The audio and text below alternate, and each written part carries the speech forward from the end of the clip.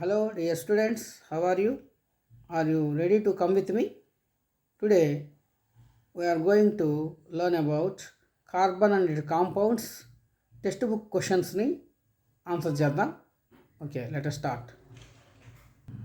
First question ఆన్సర్స్లో bits ఇవ్వడం జరిగింది. ఆ బిట్స్ని మనం ఇప్పుడు చూస్తున్నాం.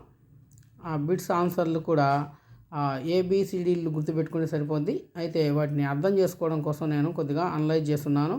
అవి ఒకసారి మనం చదువుకునేటప్పుడు చూస్తే అర్థమవుతాయి అన్నమాట. అందుకోసం ఇవ్వడం జరిగింది.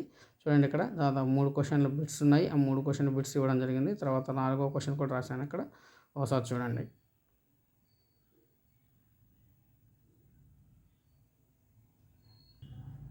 ఇది 4వ క్వశ్చన్ ఆన్సరు.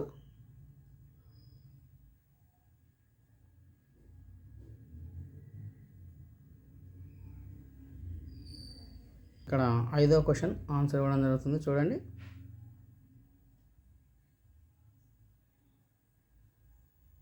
అందులో ఏబిసిడి 4 ఉన్నాయి. స్ట్రక్చర్స్ గీమన్నారు. ఈ పేజీలో 3 స్ట్రక్చర్స్ ఉన్నాయి. నెక్స్ట్ పేజీలో ఇంకో స్ట్రక్చర్ చూద్దాం. ఇక్కడ 6వ క్వశ్చన్, 7వ క్వశ్చన్ ఆన్సర్ కూడా ఇక్కడే ఉంది. చూడండి, సగం ఉంది ఇక్కడ. నెక్స్ట్ పేజీలో ఇంకో సగం వస్తుంది.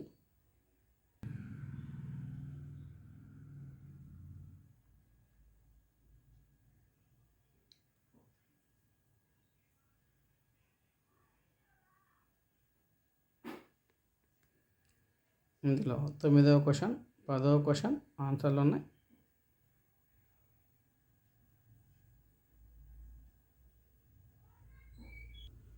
ఇక్కడ 11వ క్వశ్చన్, 12వ క్వశ్చన్, 13వ క్వశ్చన్ ఆన్సర్లు కూడా ఇందులో ఉన్నాయి. చూడండి,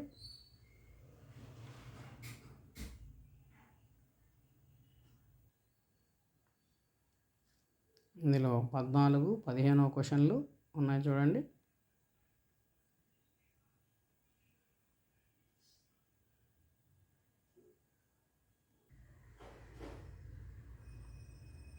ఈ విధంగా క్వశ్చన్ అండ్ ఆన్సర్స్ 15 క్వశ్చన్స్కి ఆన్సర్లు ఇవ్వడం జరిగింది.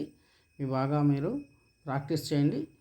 సో చాలా క్లియర్గా ఆన్సర్లు ఇవ్వడం జరిగింది. వాటిని మీరు అర్థం చేసుకుంటే చాలా బాగా ఆన్సర్లు రాయగలుగుతారు. మంచి మార్కులు తెచ్చుకోగలుగుతారు. Okay, thank you.